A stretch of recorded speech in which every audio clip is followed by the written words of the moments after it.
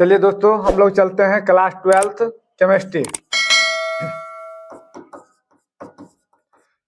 जो इस बार बोर्ड में आएगा क्वेश्चन। बोर्ड एग्जाम में जो क्वेश्चन आने वाला है, बहुत बच्चा का ये कमेंट आ रहा था कि सर बोर्ड एग्जाम में कैसा क्वेश्चन आएगा। हम तो पढ़ लिए पूरे साल, हमको ये समझ में नहीं आ रहा है कैसा क्वेश्चन रहता है नहीं रहता है, क्योंकि हम लोग का फर्स्ट बार बोर्ड एग्जाम है 12th का। तो देखते हैं, चलिए तो बिना समय लैप्स किए हम लोग बोर्ड एग्जाम में क्वेश्चन आने वाले जो है उसका एक बार रिवीजन कर लेते हैं। चलिए, सबसे पहले ऊपर लिखा हुआ सक्सेस एकेडमी, जो कि हमारा यूट्यूब चैनल भी है। और आप लोग को अगर वीडियो अच्छा लगे तो आप लोग कोशिश कीजिए कि अपने जितने भी दोस्त 12th में है उसको एक बार जरूर वीडियो भेजिए, और देखकर वो भी याद कर लेगा और अच्छा से अच्छा नंबर लाने का प्रयास करेगा। चलिए, पहला लघु उत्तरीय प्रश्न हम लोग हल करते हैं। लघु उत्तरीय कहता है शॉर्ट की त्रुटि तथा फ्रैंकल त्रुटि के बीच अंतर क्या है। देखिए, यहाँ लिखा हुआ शॉर्ट की त्रुटि, यहाँ लिखा हुआ फ्रैंकल त्रुटि। जब धनायन तथा ऋणायन जब धनायन तथा ऋणायन के आकार में अधिक अंतर होता है तो क्या कहलाता है, शॉर्ट की त्रुटि कहलाता है। फ्रैंकल में आते हैं, लगभग समान आकार के धनायन तथा ऋणायन युक्त यौगिकों को फ्रैंकल दोष कहा जाता है। फिर इसमें दूसरा आते हैं शॉर्टकी में। शॉर्टकी दोष निम्न समावयवी संख्या युक्त क्रिस्टलों में पाया जाता है। इसमें कहता है फ्रैंकल दोष उच्च समावयवी संख्या युक्त क्रिस्टलों में पाया जाता है। उसके बाद देखते हैं, शॉर्टकी त्रुटि के कारण पदार्थ का घनत्व कम हो जाता है। इसमें फ्रैंकल में देखेंगे हम लोग, फ्रैंकल त्रुटि के कारण पदार्थ के घनत्व पर कोई प्रभाव नहीं पड़ता है। तो इस बार ये क्वेश्चन आने वाला भी है, 2021 में भी पूछा गया था, इस बार 2025 में भी हो सकता है आ ही जाए। तो आप लोग एक बार इसको रिवीजन कर लीजिएगा। फिर अगला क्वेश्चन पे हम लोग चलते हैं। तो आप लोग शॉर्टकी त्रुटि और फ्रैंकल त्रुटि में अंतर स्पष्ट एक बार कर लीजिएगा। अगर आप लोग को लगे कि अगर देखने में कहीं परेशानी हो तो हम थोड़ा सा हट जाएंगे, आप लोग लिख लिया कीजिएगा शॉर्टकी त्रुटि और फ्रैंकल त्रुटि में। और कोशिश रहेगा कि आपको अगर पीडीएफ की जरूरत पड़ेगा तो इसका हम आंसर शीट पीडीएफ दे देंगे। हम कल भी बोले थे, कल पिछले वीडियो में भी बोल चुके हैं ये बात। चलिए आगे देखते हैं।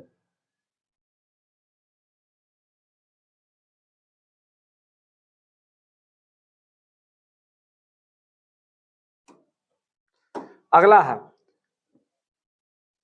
पेन का कलर चेंज कर लेते हैं। क्रिस्टल बिंदु त्रुटि से आप क्या समझते हैं, 2020 में पूछा गया। देखिए, कहता क्रिस्टलीय ठोस में परमाणुओं या आयनों की अनियमित व्यवस्था के कारण उत्पन्न त्रुटियां अपूर्णता या बिंदु त्रुटि कहलाती है। तो हम लोग देखेंगे क्रिस्टल बिंदु से आप क्या समझते हैं। इसमें है दिया हुआ, कितना आसान है। क्रिस्टल ठोस परमाणुओं या आयनों की अनियमित व्यवस्था के कारण उत्पन्न त्रुटियां क्या कहलाता है, अपूर्णता या बिंदु से त्रुटि बिंदु त्रुटि कहलाती है। इसके बाद देखिए अगला है, फ्रैंकल दोष क्या है, उदाहरण के साथ व्याख्या करें। जब कोई आयन अपना निश्चित स्थान छोड़कर अंतरकाशीय स्थान में चले जाता है, जिससे जिससे इसके निश्चित स्थान पर छिद्र या होल बन जाता है, और क्रिस्टल में उत्पन्न इस दोष को क्या कहते हैं, फ्रैंकल दोष कहते हैं, जो कि 2022 में पूछा गया है। 2022 में ये पूछा गया था, फ्रैंकल दोष किसे कहते हैं, उदाहरण सहित व्याख्या करें। अगला है, नेटवर्क ठोस किसे कहते हैं, एक उदाहरण दे। तो चलिए देखते हैं, नेटवर्क ठोस कहता है नेटवर्क ठोस को साथ संयोजक ठोस भी कहा जाता है। एक नेटवर्क ठोस या साथ संयोजक नेटवर्क ठोस, जिसे परमाणु क्रिस्टल ठोस भी कहा जाता है, एक रासायनिक यौगिक है जिसमें परमाणु सामग्री में फैले एक तत्व हो या यौगिक सतत नेटवर्क से संयोजक बंधन द्वारा आवंधित रहते हैं, जैसे उदाहरण के लिए हीरा। तो नेटवर्क ठोस किसे कहते हैं, 2022 में ये सारा क्वेश्चन जितना भी हम लोग कराए 2022 में पूछा गया है। आप लोग के लिए कुछ देर हम छोड़ते हैं, आप लोग को जिसको लिखना है लिख लीजिए, लिख लीजिए आप लोग। लिखने के बाद फिर आगे हम कराते हैं और क्वेश्चन।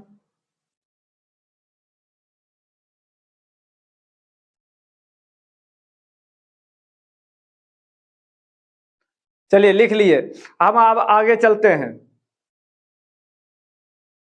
चलिए आप लोग लिख लिए होंगे, इसके आगे हम लोग चलते हैं फिर।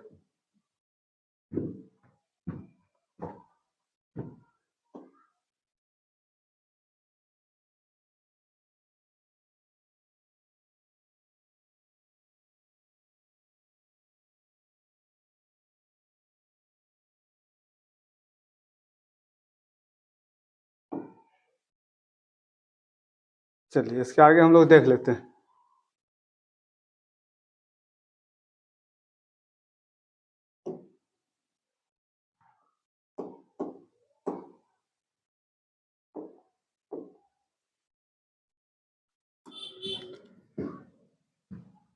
फलक केंद्रित घनाकार इकाई सेल क्या है?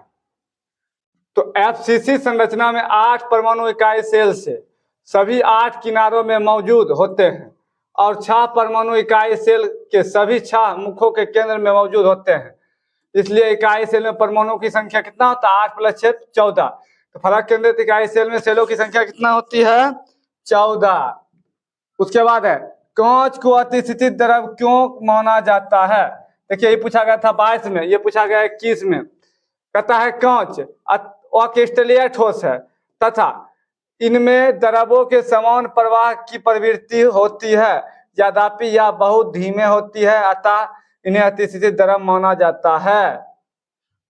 उसके बाद है लिथियम बीसीसी रवा बनाती है। लिथियम की परमाणु त्रिज्या की गणना करें। यदि लिथमिकी इकाई सेल का किनारा 351 पीएम है। ये 2021 में न्यूमेरिकल में पूछा गया था, लेकिन अब इसका नया आता है। देखिए तो ए दिया हुआ 351 पिकोमीटर इकाई केंद्रित घनाई इकाई सेल बराबर फॉर्मूला आता है R बराबर A√3/4। तो आर का वैल्यू हमको दिया, सॉरी ए का वैल्यू दिया हुआ है 351 गुना 3/4, काट देंगे तो आ जाएगा 152 पिकोमीटर। चलिए जिसको लिखना है लिख लीजिए। आप लोग लिखते जाइएगा तो क्या होगा कि आपको भी अच्छा रहेगा कि कोई, और अगर लिख लेते हैं तो फिर जरूरत नहीं पड़ेगा आप लोग को क्वेश्चन मंगाने का। आंसर शीट हम खुद दे ही रहे हैं। कल सब क्वेश्चन हम करवाए थे, जिसका आंसर हम करवा देते हैं एक बार। आप लोगों को कहीं दिक्कत हो तो आप लोग बताइएगा, फिर से हम समझा देंगे।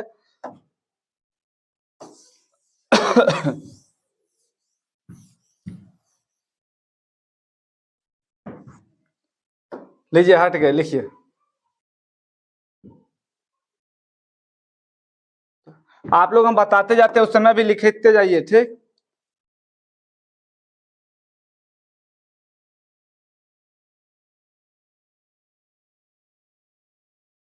चलिए अगला देखते हैं।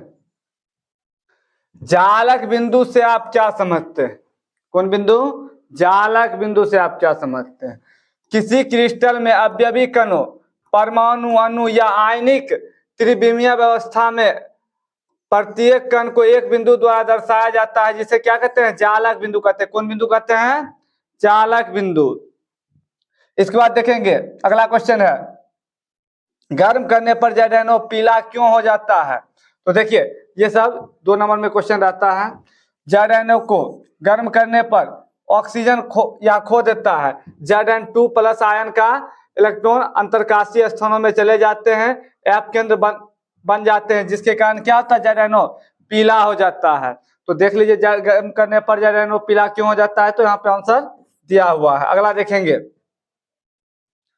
अगला क्वेश्चन हम लोग देख रहे हैं, इकाई सेल क्या है? कौन सेल? इकाई सेल। तो देखते हैं, क्रिस्टल जालक की वह सूक्ष्म इकाई जिसके बराबर दोहराने से संपूर्ण क्रिस्टल का निर्माण होता है, उसे क्या कहते हैं? इकाई क्रिस्टल कहते हैं। अगला क्वेश्चन देखते हैं, ठोस कठोर होता है। ठोस जो होता है क्या होता है? कठोर। कहता कठोर होता है, क्यों होता है कठोर? तो इसके बारे में हम लोग देखते हैं, क्योंकि इनके अवयवी कणों के बीच के अंतरा अनुआकर्षण बल काफी प्रबल होता है। इन अंतराणिक बल के कारण ये गति नहीं कर पाते हैं। पदार्थ की कठोरता इन अवयवी कणों के बीच के अंतराणविक बलों पर निर्भर करती है।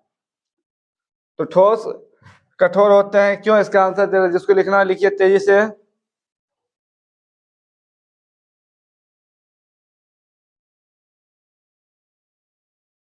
लिख लिए आप लोग? जल्दी जल्दी लिखते जाइएगा। चलिए अगला क्वेश्चन पे चलते हैं। समय बहुत कम है हम लोग के पास, 3 तारीख से हम लोग का एग्जाम भी है।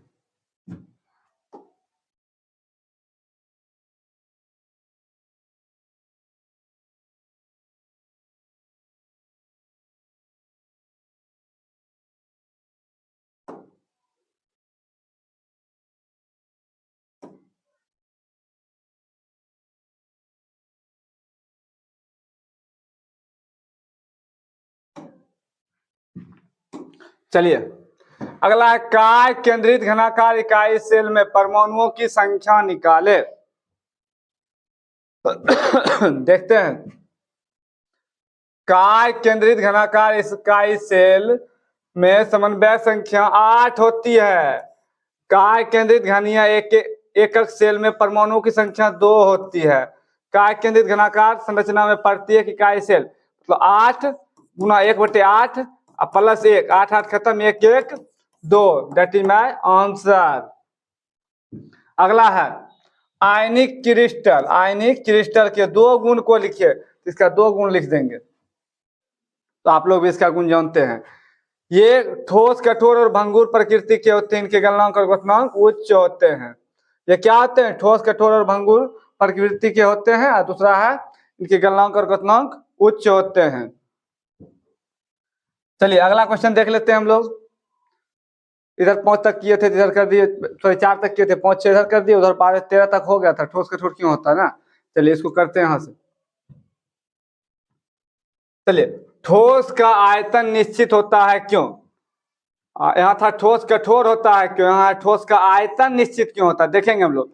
ठोस में कणों की व्यवस्था निश्चित दूरी पर होती है तथा इनमें कणों के मध्य गति नहीं होती है, इसलिए ठोस पर दाब का भी कोई प्रभाव नहीं पड़ता। अतः क्या होता है? अतः इनका आयतन निश्चित होती है। आप लोग को ठोस द्रव गैस भी पता होगा।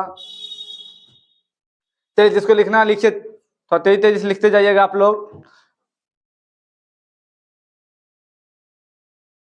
लिखिए।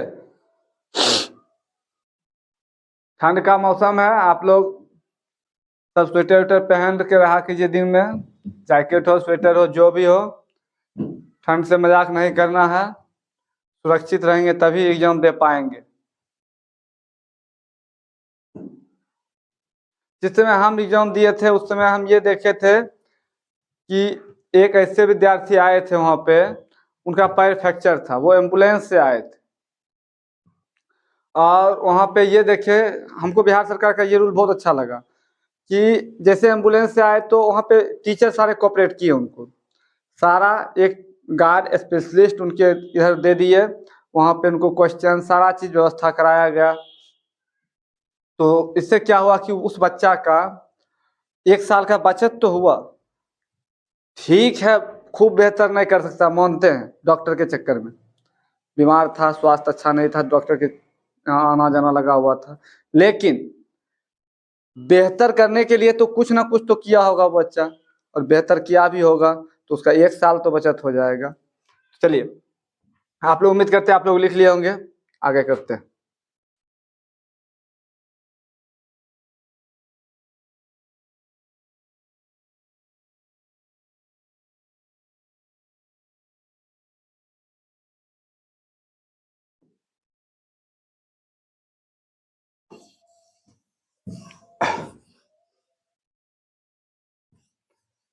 चलिए अब आया बिलियन। पहला हम लोग का चैप्टर खत्म, हम लोग आते हैं बिलियन पे। कथा क्वथनांक उन्नयन से आप क्या समझते हैं? तो आप ध्यान से देखिए, ये क्वेश्चन 2020 में पूछा गया, 16 में पूछा गया, 11 में। यहाँ 5 साल का डिफरेंट हुआ, यहाँ 4 साल का हुआ, फिर अब लगता है कहीं 5 साल का डिफरेंट हो न जाए। जब किसी विलायक में हम किसी वाष्पशील विलय को मिला देते हैं तब इस विलायक के क्वथनांक में कुछ बढ़ोतरी होती है, जिसे क्वथनांक में उन्नयन कहा जाता है। मान लेते हैं कि विलयन में विलायक का क्वथनांक T डिग्री B है, तो विलायक का क्वथनांक हो जाएगा T क्वथनांक का उन्नयन हो जाएगा डेल्टा TB बराबर T degree B minus TB। उसके बाद है किसी विलयन का क्वथनांक में उन्नयन मोललता के समानुपाती होता है। किसके समानुपाती होता है? मोललता, मोललता, मोललता तो दिया हुआ है। चलिए आते हैं मोलल उन्नयन स्थिरांक क्या होता है। क्या है मोलल उन्नयन स्थिरांक? क्या होता है तो इसको हम अगले पेज में पढ़ेंगे, सिर्फ अभी हम पढ़ देते हैं। जब किसी 100 ग्राम मात्रा वाले विलायक में किसी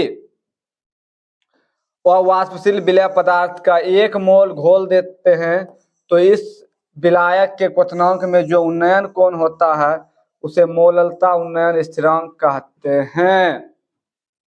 अब हम लोग आते हैं, इसका बाद में चर्चा करेंगे, ऐसे इस बार तो नहीं आएगा, फिर भी देख लेंगे। चलिए, अनुसंख्यक गुणधर्म क्या है, इनके नाम लिखिए। कौन संख्यक? अनुसंख्यक। विलयन का वह गुण जो विलयन में उपस्थित विलय की अणुओं की संख्या पर निर्भर करता है, क्या कहलाता है? अनुसंख्यक गुणधर्म कहलाता है। यह 4 प्रकार का होता है। नंबर 1, वाष्प दाब का आपेक्षिक अवनमन। नंबर 2, हिमांक का अवनमन। नंबर 3, क्वथनांक में उन्नयन। नंबर 4, प्रासरणी दाब। तो कोई बच्चे को लिखना है तो लिख लीजिए। एक बार आप लोग इसका सिर्फ हम बोल रहे हैं, आप लोग पूरा वीडियो अगर देख लीजिएगा, पूरा रिवीजन हो जाएगा। तो नहीं भी लिखिएगा कि आप लोग 1 साल पढ़े हैं, आपको याद है। सिर्फ हम क्या कर रहे हैं? रिवीजन करा रहे हैं। रिवीजन करा रहे हैं इसलिए आप लोग के सामने सेट खोले हुए, नहीं ऐसे अगर पढ़ाते तो बोर्ड पे हम पूरा लिखते, आप लोग लिखते रहते। तो अभी समय बहुत कम है। चलिए अगला चलते हैं।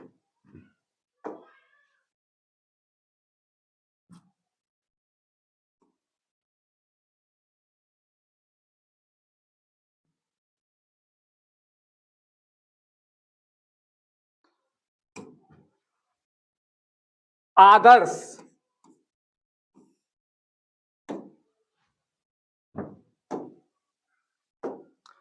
आदर्श, ये पीछे भी ग्रीन, यहाँ भी ग्रीन, कलर चेंज कर लेते, ठीक है। आदर्श और अनादर्श विलयन क्या है? आदर्श और अनादर्श विलयन क्या है? 19 में पूछा गया, 20 में पूछा गया, 22 में पूछा गया, 25 में पूछा जाएगा।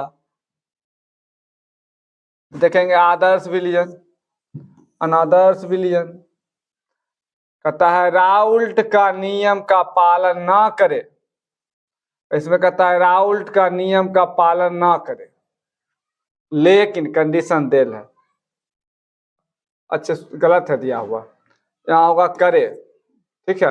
ये राउल्ट के नियम का पालन करता है या नहीं करता है, ठीक है। तो इसको आप लोग सही कर लीजिएगा। राउल्ट का नियम का पालन करे, उसमें कर दीजिएगा ना करे। उसके बाद देखते हैं मोलरता एवं मोललता से में क्या अंतर है। देखिए 15 में पूछा गया था, 22 में पूछा गया। इधर लिख दिए मोलरता, इधर लिख दिए मोललता। तो 1 लीटर, कितना लीटर? 1 लीटर, 1 लीटर मिलीलीटर ना, 1 लीटर विलयन में उपस्थित विलय की मोल की संख्या को क्या कहते हैं? मोलरता कहते हैं। क्या कहता है? 1 लीटर, कितना लीटर? 1 लीटर, कितना लीटर? 1 लीटर विलयन में उपस्थित विलय के मोल की संख्या को मोललता कहते हैं। अब देखिए इसमें आते हैं मोललता में। 1 किलोग्राम विलायक में उपस्थित विलय की मोल की संख्या को क्या कहते हैं? मोललता कहते हैं। इसमें था मोलरता, ता मतलब रता, इसमें लता। हम लोग 10वां में पढ़े थे, लता लते लता, बालक बाल के बाल का, ये सब पढ़े थे। इसमें रता है, इसमें लता है। क्या है? लता। तो याद रखेंगे, कंफ्यूज नहीं होंगे। पूछेगा मोलरता, बोल देंगे मोललता। पूछेगा मोललता, बोल देंगे मोलरता। हम आएंगे बड़ा खुशी से, हम तो पूरा बना के आए, पता चलेगा क्या मेरा नंबर कट गया। कैसे? तो हम लिख दिए मोलरता की जगह मोललता, मोललता की जगह लिख दिए मोलरता। स्वाभाविक है, कटना ही कटना है। उसके बाद है इसे मोल प्रति लीटर में व्यक्त किया जाता है। इसे मोल प्रति केजी में व्यक्त किया जाता है। कोई दिक्कत? किसी को लिखना होगा तो लिख भी लीजिएगा साथे में।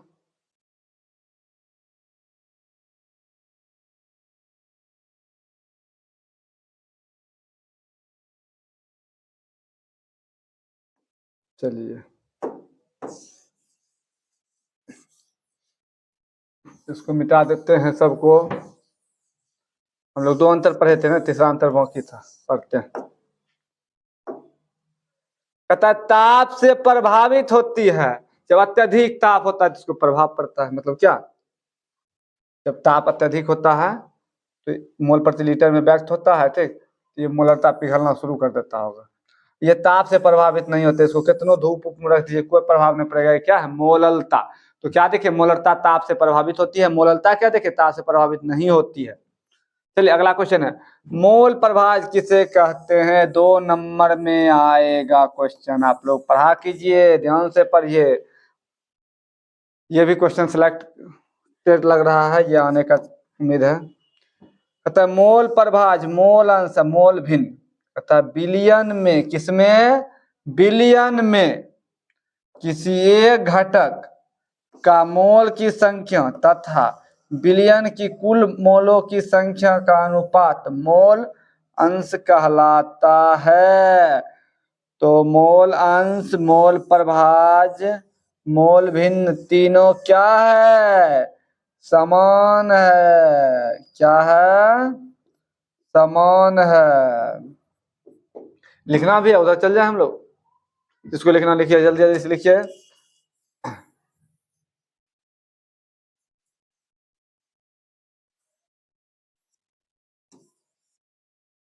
चलिए उधर हम लोग चलते हैं।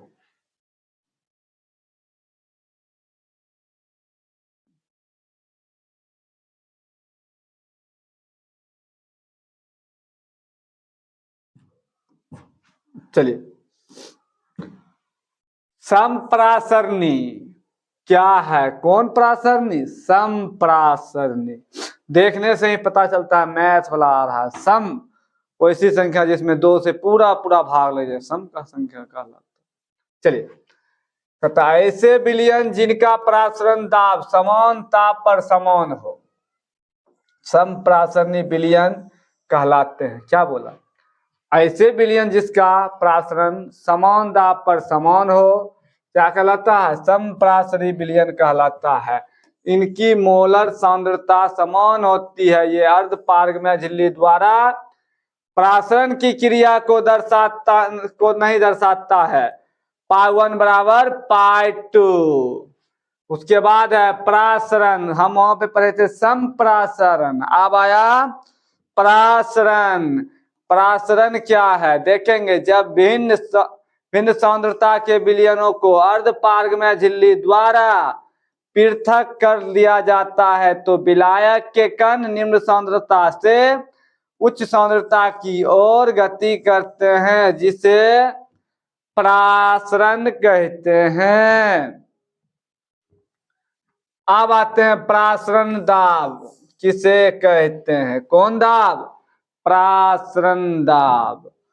कहता वह अतिरिक्त दाब जो विलायक को अर्ध पारगमन झिल्ली से प्रवाह को रोक दे, अर्थात भिन्न भिन्न सांद्रता के विलयनों की अर्धपारगम्य झिल्ली द्वारा पृथक कर देने पर न्यूनतम आवश्यक वह दाब प्रासरण की क्रिया को रोक दे, प्रासरण दाब कहलाता है। इसे पाई द्वारा सूचित करते हैं। हम लोग पाई पढ़े थे, बोला जाता था मैथ के क्वेश्चन में, जब तक अन्यथा ना कहा जाए, जब तक अन्यथा ना कहा जाए, पाई का मान हम लोग 22/7 लेंगे। कितना लेंगे? 22/7। जब बोल देगा कि आप नहीं 3.14 लेके बनाइए तो 3.14 लेंगे। चलिए, जिसको लिखना है लिखते जाइए, समय बहुत कम है।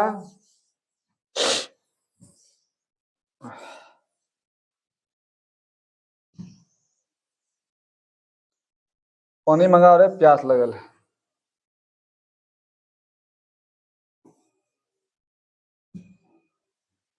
चलिए देखते हैं अगला।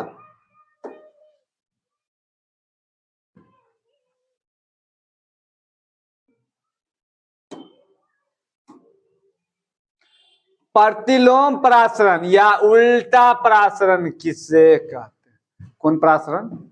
प्रतिलोम। प्रतिलोम हम लोग पढ़े थे, व्याकरण नहीं पढ़े थे। और उल्टा प्रासरण मतलब उल्टा हो गया, जिसको हम लोग विपरीत भी बोलते हैं। नहीं पढ़े थे? पढ़े थे, याद पारिए आप लोग। अच्छा बुरा याद है? चलिए, जब किसी विलयन पर प्रासरण दाब से अधिक दाब लगाया जाता है तो परासरण की दिशा बिल्कुल विपरीत दिशा में संपन्न होती है।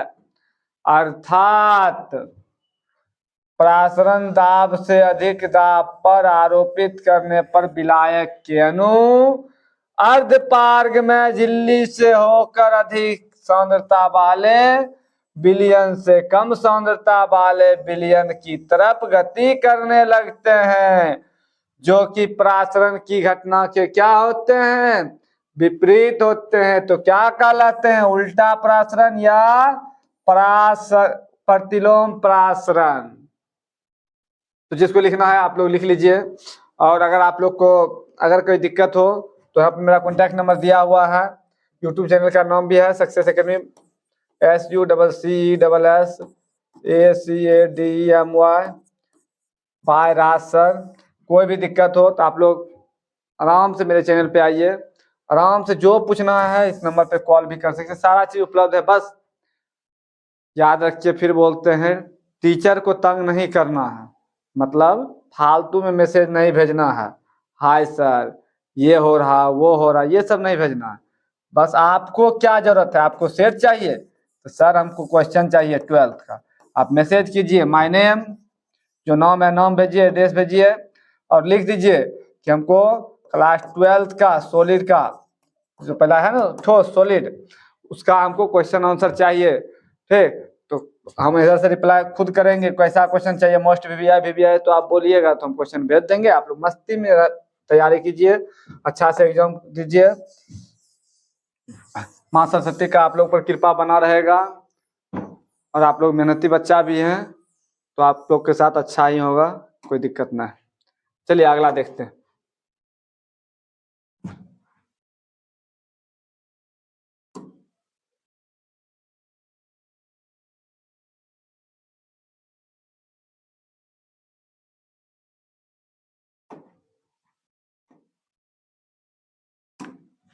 अगला क्वेश्चन है, कल हम क्वेश्चन को एक बार चिन्हित किए थे, याद पाइए।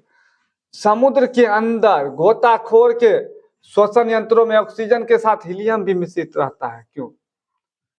जब हम लोग पानी में जाते हैं ना, तैरना शुरू करते हैं, तो आपके पास अगर 1 किलोमीटर दौड़ने का क्षमता है ना, तो आप वहां पे 100 मीटर तैरेगा तो 1 किलोमीटर का एनर्जी खत्म हो जाएगा। क्यों? क्योंकि पानी में ऑक्सीजन की मात्रा कम होती है। किसकी मात्रा कम होती है? ऑक्सीजन की। कहता है सांस लेने के लिए उपयोग किए जाने वाले टैंक में हीलियम मिलाई जाती है, जो नाइट्रोजन की विलेयता को कम कर देता है, जिससे गोताखोर को बेंड से बचाया जा सकता है, मतलब डूबने से बचाया जा सकता है। उसके बाद हेनरी के नियम। किसके नियम? हेनरी के नियम। इस बार उम्मीद लग रहा है कि हेनरी का नियम पूछ देगा, अगला बार इनका अनुप्रयोग पूछा था। इस नियम के अनुसार स्थिर ताप पर किसी गैस की विलेयता उस गैस के दाब के अनुक्रमानुपाती होती है। क्या कहलाता है? इसका नियम है रे हेनरी के नियम। नाम भी देखो हेनरी, ये नाम सुनने से हम लोग का 10th का एसएसटी याद आ गया, क्लास 10th का एसएसटी याद आ गया। तो आप लोग कम से कम 30 तक तत्व का नाम याद रखिएगा, उसका इलेक्ट्रॉनिक विन्यास निकालने के लिए सीख लीजिएगा। अगर दिक्कत होगा तो हम मेरे चैनल पे इलेक्ट्रॉनिक विन्यास निकालने के लिए वीडियो डाला हुआ है, आप लोग उससे भी सीख सकते हैं। और इसको, और आप लोग को बोले थे हम लोग लाइव आने वाले हैं, तो लाइव आज ही आने वाले थे, ठीक? तो सोचे आज लाइव इसलिए नहीं आए थे, सोचे जितना क्वेश्चन करवाए थे उस सबका एक बार सोल्यूशन करवा दे, उसके बाद हम लोग लाइव आ जाएंगे। लाइव आएंगे, यूपी का नोमेनक्लेचर चलेगा। चलिए, हेनरी के अनुप्रयोग कहता एक नंबर, सोडा जल एवं शीतल पेयों में CO2 की विलेयता बढ़ने के कारण बढ़ाने के लिए बोतल को अत्यधिक दाब पर बंद किया जाता है।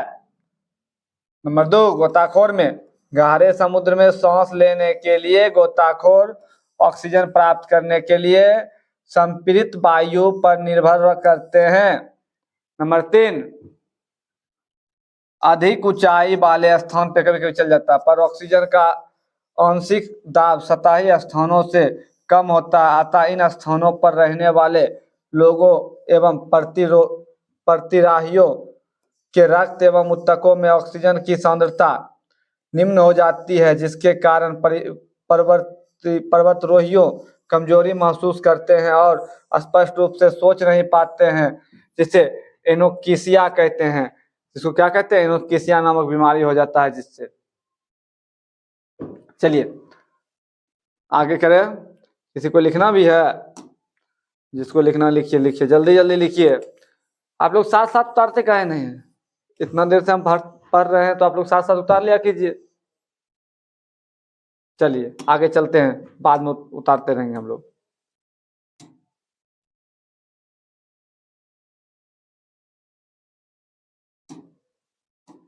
अगला है असामान्य मोलर द्रव्यमान क्या है? 2023 में पूछा गया था ना। चलो, ऐसे मोलर द्रव्यमान जो सामान्य मोलर द्रव्यमान की तुलना में अधिक या कम प्राप्त होते हैं उन्हें विलय पदार्थ का असामान्य मोलर द्रव्यमान कहते हैं, या विलय पदार्थ के विलयन में संगुण या आयन के कारण होते हैं। किसके कारण होते हैं? संगुण या आयन के कारण होते हैं। चलिए, वन टॉप गुणांक क्या है? एक बार आप लोग उसको याद कर लीजिएगा। कहता ऑन टॉप ने वियोजन तथा संयोजन की सीमा के निर्धारण के लिए गुणांक आई, जिसे वन टॉप गुणांक कहते हैं, अर्थात विलय के प्रेक्षित मोल तथा सैद्धांतिक मोल के अनुपात को वन टॉप गुणांक कहते हैं। अनुसंख्य गुणों के सभी मान विलय के अनुभार के व्युत्क्रमानुपाती होते हैं। समझे? चले हम लोग अगला क्वेश्चन पे। वन टॉप गुणांक आप लोग पढ़ लीजिएगा, भूलिएगा नहीं। फिर बोल रहे हैं वन टॉप गुणांक आप लोग पढ़ लीजिएगा।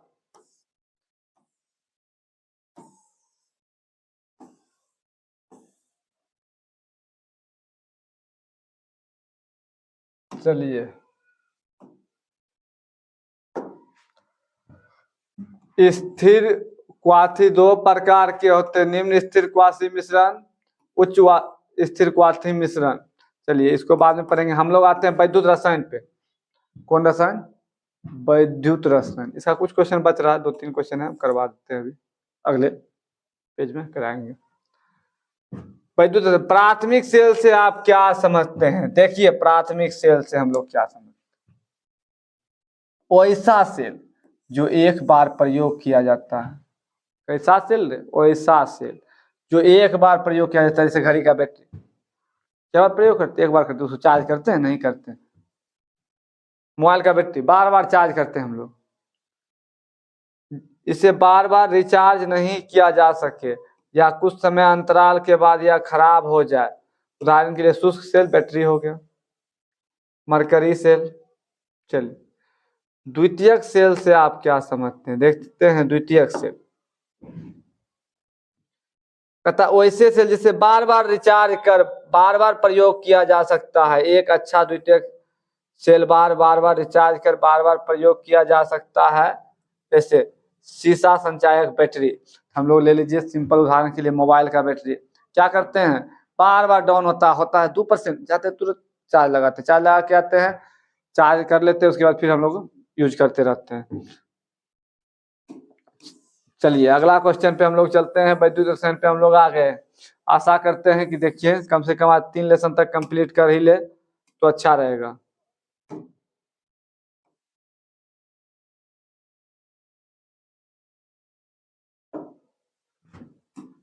चलिए, लवण सेतु क्या है? इसके उपयोग को लिखो। कौन सेतु? लवण सेतु। कहता यह यू का उल्टा आकार का कांच नलीनुमा संरचना है, जिसे उदासीन वैद्युत अपघटन जैसे KCl potassium chloride, KNO3 potassium nitrous oxide भरा रहता है। कार्य: लवण सेतु अतिरिक्त सेल परिपथ को पूर्ण करता है। नंबर 2, यह एक अर्ध सेल से दूसरे अर्ध सेल की तरफ वैद्युत अपघट्यों के अभिगमन को रोकता है। अगला चलते क्वेश्चन। वैद्युत रासायनिक तुल्यांक की परिभाषा दे। किसी पदार्थ का वह द्रव्यमान जो 1 एम्पीयर की विद्युत धारा को 1 सेकेंड तक प्रवाहित कराने पर इलेक्ट्रोड पर मुक्त या जो जमा होता है, वैद्युत रासायनिक तुल्यांक कहलाता है। उसके बाद थेरोसोल्ड ऊर्जा क्या है? कौन सॉल्ड? थेरोसोल्ड ऊर्जा की वह न्यूनतम मात्रा जो अभिकारक के अणुओं को उत्पाद में परिवर्तित करे। देहली ऊर्जा अर्थात थेरोसोल्ड ऊर्जा कहलाती है।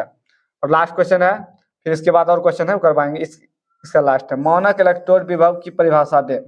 किसी विद्युत की छड़ को 25 डिग्री सेल्सियस तक मोलर धातु यानी आयन सांद्रता विलयन में डुबाने पर धातु और विलयन के मध्य जो विभवांतर उत्पन्न होती है उसे क्या कहते हैं? धातु का मानक इलेक्ट्रोड विभव कहते हैं। चलिए ये लास्ट है, ये बता के हम लोग आज का क्लास यहीं ओवर कर लेंगे। फिर जो शेष क्वेश्चन रह गया उसको नेक्स्ट वीडियो में हम लोग कर लेंगे। देखिए वहां पे छोड़े थे वन टॉप गुणन क्या था, इसको हम चर्चा कर लेते हैं। इसको करते हुए ये सब कंप्लीट करके फिर मिलते हैं बाद में आप लोग के साथ। वन टॉप गुणन क्या है? वांट ने वियोजन तथा संयोजन की सीमा को निर्धारित करने के लिए गुणांक आई जिसे वन टॉप गुणांक कहते हैं, अर्थात विलय के प्रक्षेपित मोल से ध्वनित मोल के अनुपात को वन टॉप गुणांक कहते हैं। अनुसंख्यक गुणों के सभी मान विलय के अनुभार के व्युत्क्रमानुपाती थे। ये तो हो चुका था और ये भी हो गया अभी ना। चलो हम लोग ये पढ़ेंगे अब। स्थिर क्वाथिक मिश्रण क्या है? ऐसे विलयन जो बिना संगठन के परिवर्तन के एक ही ताप पर आश्रित हो जाते हैं स्थिर क्वथनांक या स्थिर क्वाथिक मिश्रण कहलाते हैं। स्थिर क्वाथिक मिश्रण के अवयवों को आस्वावन द्वारा विधि द्वारा पृथक नहीं किया जा सकता है।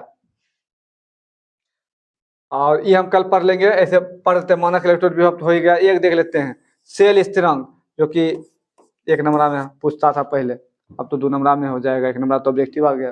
देखते हैं, किसी चालक के इकाई इलेक्ट्रोड के बीच दूरी तथा किसी एक इलेक्ट्रोड के अनुप्रस्थ काट का क्षेत्रफल का अनुपात को सेल स्थिरांक कहते हैं। इसका मात्रक होता है सेंटीमीटर प्रति सेंटीमीटर।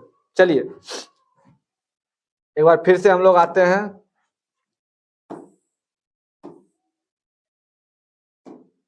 चलिए सक्सेस एकेडमी में आपका स्वागत है। आप लोग एक बार फिर से सुन लीजिए ध्यान से। केमिस्ट्री का सारा सिरभार मेरे ऊपर दे दीजिए, सिर्फ आप लोग को हम जो बता रहे हैं वो आप करते जाइए। केमिस्ट्री में आपको नंबर आना आता है, हम वैसा करवा देंगे कि आपको केमिस्ट्री में कहीं दिक्कत नहीं होगी। और फिर हम अगले वीडियो में जो बचा हुआ उसका हम सॉल्यूशन करा के खत्म कर देंगे। और बहुत जल्द हम आ रहे हैं लाइव आयुपेक नोमेनक्लेचर और कुछ इम्पोर्टेंट, कोशिश कर रहे हैं लाइव में आएंगे तो सारा इम्पोर्टेंट डाल के उस दिन कंप्लीट कर देंगे। तो चलिए आप लोग तैयारी करते रहिए। अगर कहीं लगे कोई चीज़ दिक्कत हो तो मेरा कॉन्टैक्ट नंबर दिया हुआ है, आप लोग एक बार जरूर संपर्क कीजिए। कोई दिक्कत हो, अगर 12th के पास होने के बाद आप लोग को कहीं कुछ लगे और हमें क्या करना चाहिए तो आप लोग कभी सलाह लेने के लिए डरे नहीं। आप लोग जो कहिएगा, जो पूछिए, हम सारा चीज बताएंगे। अपने यहाँ कंप्यूटर सारा सेटअप है, आप आगे क्या कीजिएगा हमसे एक बार डिसीजन लीजिए, अच्छे रास्ता बताएंगे। और उम्मीद करते हैं कि आप लोग अच्छे रास्ता पे चलिएगा भी। तो चलिए आज का क्लास ओवर करते हुए फिर मिलते हैं अगले वीडियो में। जय हिंद।